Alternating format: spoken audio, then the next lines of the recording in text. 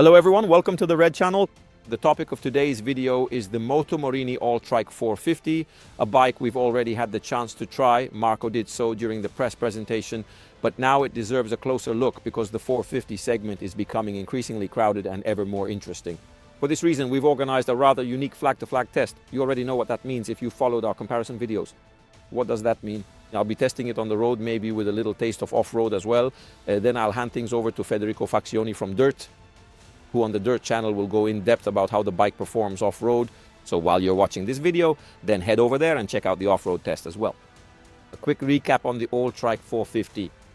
Starting price, €5,890. The version behind me, which is the most fully equipped one with heated grips, heated seat, center stand, in short, the most touring-oriented version, comes to €6,140. The seat height is 840 millimeters, and the claimed dry weight is 190 kilograms. Whether that's true or not, we have the bike here in the office, we've weighed it, and in upcoming segments I'll also tell you how much it weighs with the famous 5 liters, the red weight. So now I'm going to head out for my ride on the road, and I'll tell you a bit about how it performs in terms of ergonomics, engine and chassis when riding on asphalt. Then we'll hand things over to Dirt, so head over there to watch the off-road test from someone who really knows how to handle off-road riding.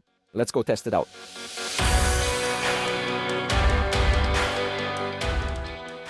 Aboard the Morini AllTrhike 450, let's see what awaits us when you hop on Moto Morini's 450 Adventure. Some things we already know, the backlit switchgear already seen on the Escape 700, so Morini has included them on the 450 as well. In this case, we're on the €6,140 version with heated grips, which you find here. Adjustable suspension, both clutch and brake levers, adjustable for reach, which I really like. And as I showed you, the windscreen is also adjustable. In this case, the instrument panel is very clear and easy to read, even on very bright days. It's not super intuitive to use with the controls, but we do have navigation. By connecting your phone, you can navigate either with turn-by-turn directions or by viewing the map, which is very interesting, by downloading the map through the CarBrite app. This is the off-road mode, which changes the instrument panel display, highlighting the gear, let's say the speed and the necessary indicators, in this case disabling both traction control and ABS on the rear axle. By holding down the set button for a long time, you access the ABS menu, where you can choose to activate or deactivate it. So even in off-road mode, you can decide to keep the ABS activated, but I absolutely advise against it. And going back to the main menu, by going into the settings menu, you can also choose to modify the connection, customize the home screen, and adjust the screen brightness. In short, let's say the cockpit is well designed. At the bottom, there are service indicators, so the trip, the time, and the odometer, plus fuel and water temperature level. Everything is pretty much there. What's missing is the air temperature, which we don't see here. Everything is quite clear. Everything is pretty straightforward to read. I have to say, the instrumentation is high quality. Everything you see, here we have the cables and sleeves, the handguards. In short, I have to say that for a motorcycle that costs €6,000, there are no lapses in style. Everything is made quite well. Morini pays a lot of attention to the details, so you have customizable grips and so on and so forth. So I have to say, all in all, the instrumentation and the visual impact when you're in the saddle are acceptable. I'd like to point out that down here there are 2 USB ports. We have both a USB-C and a regular USB.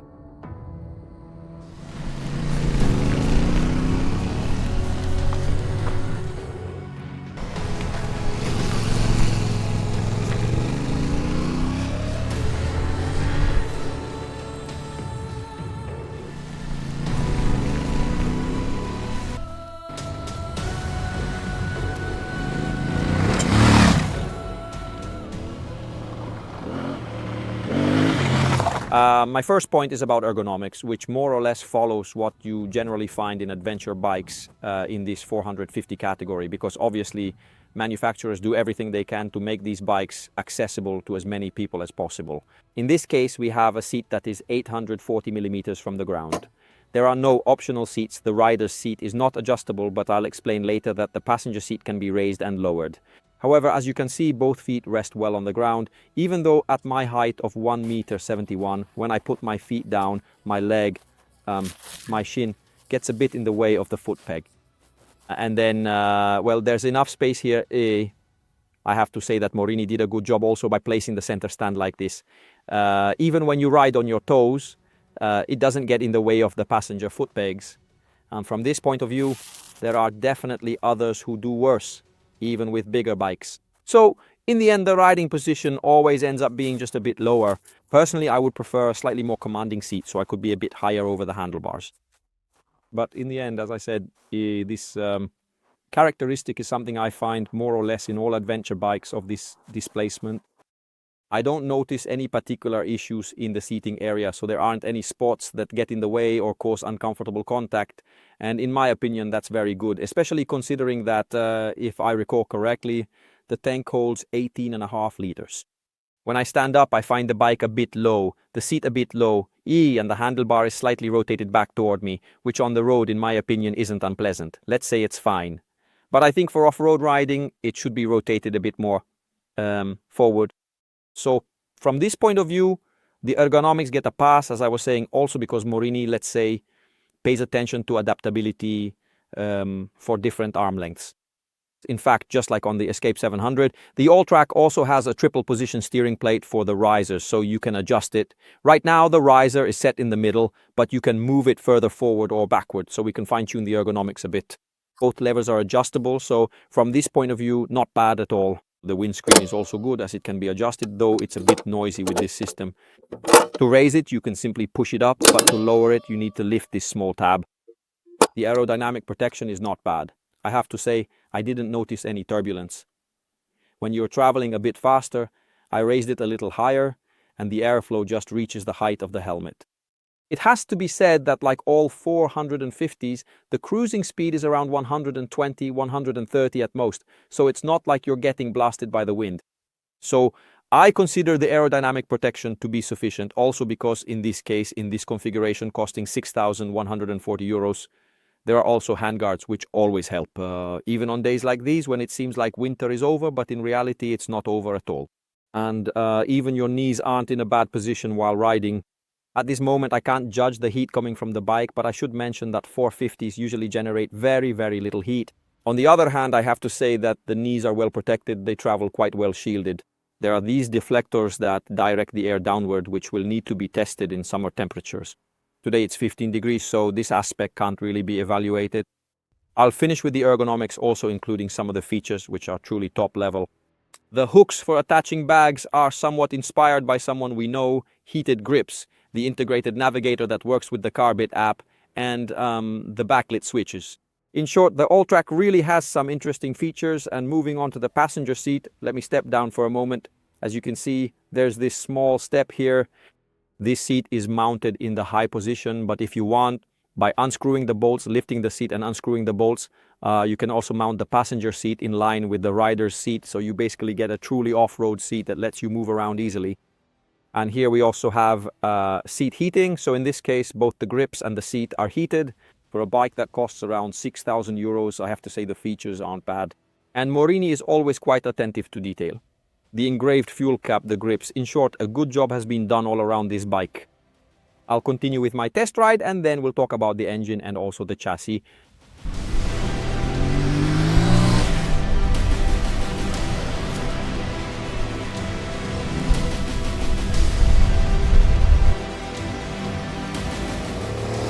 Before moving on to the engine in this second segment, I want to briefly go back to the ergonomics because I rode a few more kilometers in the saddle, and I have to say I appreciated the seat padding, which is firm but not excessive, so even when you're sitting for a while you don't feel fatigue. So from this point of view, it's good. One thing I hadn't mentioned before is the eccentric adjustment of the gear lever, so you can further customize the ergonomics. As I said in the previous segment, there's particular attention to being able to adjust the bike to really tailor it to yourself as if it were your own.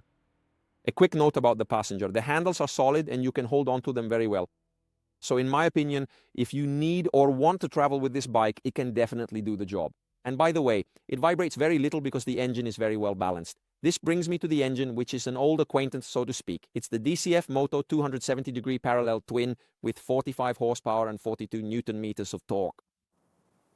It's interesting to see how different manufacturers have approached the topic of the 450cc twin-cylinder engine for the A2 license, because if we look at the maximum power and torque figures, they're all more or less the same, around 45 horsepower, give or take, and around 40 Newton meters of torque, give or take. But the character of the engine comes out differently in each case. This engine, which I know well, I have to say I really like because it has a great character. It's very flexible. It responds nicely to the throttle even at low revs.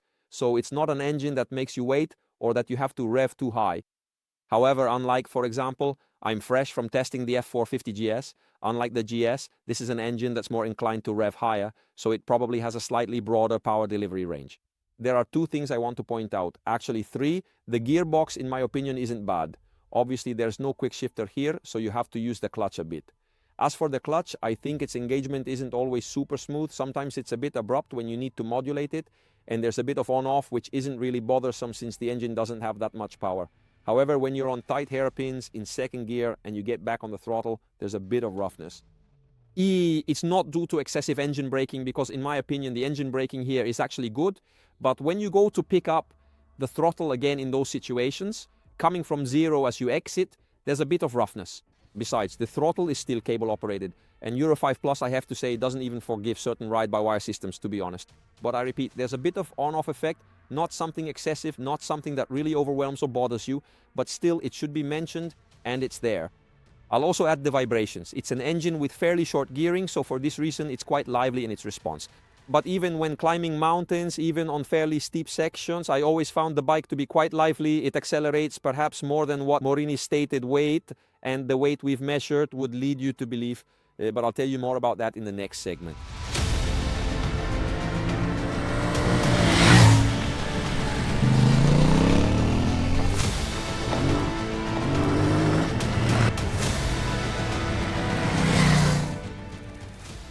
As usual, I'll leave the chassis for last because it's always a topic that's quite close to my heart, and there are a few things to say about the AllTrhike 450. First of all, I have to say that all things considered at Morini, they pay quite a bit of attention to the chassis. They're competent in this regard. I found a bike that, in my opinion, is very effective on the road. Well, maybe for being an 1821, it transfers a bit too little load. So let's say it has a rather tight setup, which is definitely good on the road. Then we'll see with Federico in the dirt section what he'll have to say about its off-road performance.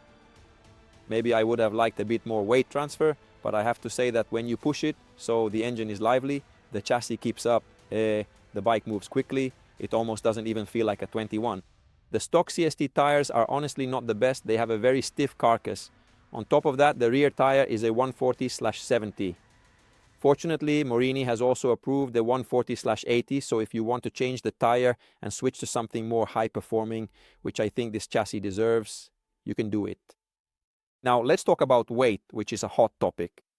Morini has been honest in their statement, let's say, because it's 190 kilograms dry. We weighed it at 207 kilograms with 5 liters of fuel, ready to ride. I'd like to remind you that the fuel tank on this bike holds 18.5 liters.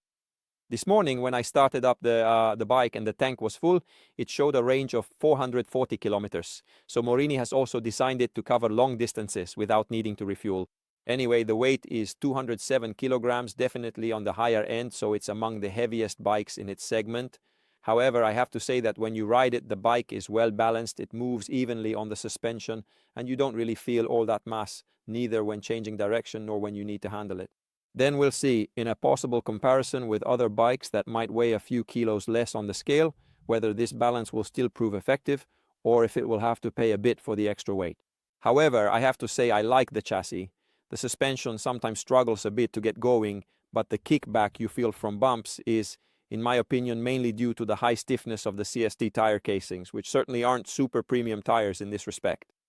I didn't make any adjustments, also because the one for the shock is underneath, so you basically have to reach it either from the left or the right, a bit under the exhaust. It's not exactly accessible. Small side note, I really like the rear braking system, both for its control and the pressure point for how present it feels when you engage it. As for the front, in my opinion, you have to pull it maybe just a bit too much to get effective deceleration. So here I might actually put in a pair of brake pads with a slightly softer compound, because I like having a brake that's a bit more responsive. But all things considered, the braking is there, and I have to say that the ABS is set very high. So unlike many other competitors that always have very conservative ABS, in this case Morini has tuned the ABS for asphalt at a very, very high level, so you can brake hard and it never kicks in, neither at the front nor the rear, and that's definitely a positive. You can deactivate the ABS for off-road riding, but be careful, it only deactivates on the rear axle. On the front axle, off-road, at least in the little bit I tried, it still stays active. Its intervention threshold is still a bit high, but when it kicks in, so when the ABS starts to let go, it doesn't re-engage, so you have to be a bit careful and remember that in any case, it's always active on the front. Great in direction changes, great to lean into corners, very well balanced, and it doesn't have any strange steering movements. I have to say that, in my opinion, Morini really knows how to make chassis, because all the bikes I've tried so far, from the 6.5 to the X-Cape to the X-Cape 1200, on the chassis side I always find them nicely firm, yet still very balanced. So from this point of view, I really liked it.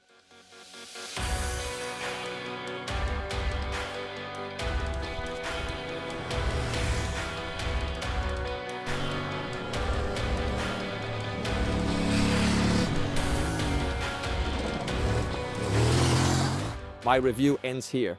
If you want, we can talk about it down below in the comments. Head over to Dirt and check out the more hardcore off-road segment with Federico on the Morini AllTrhike 450.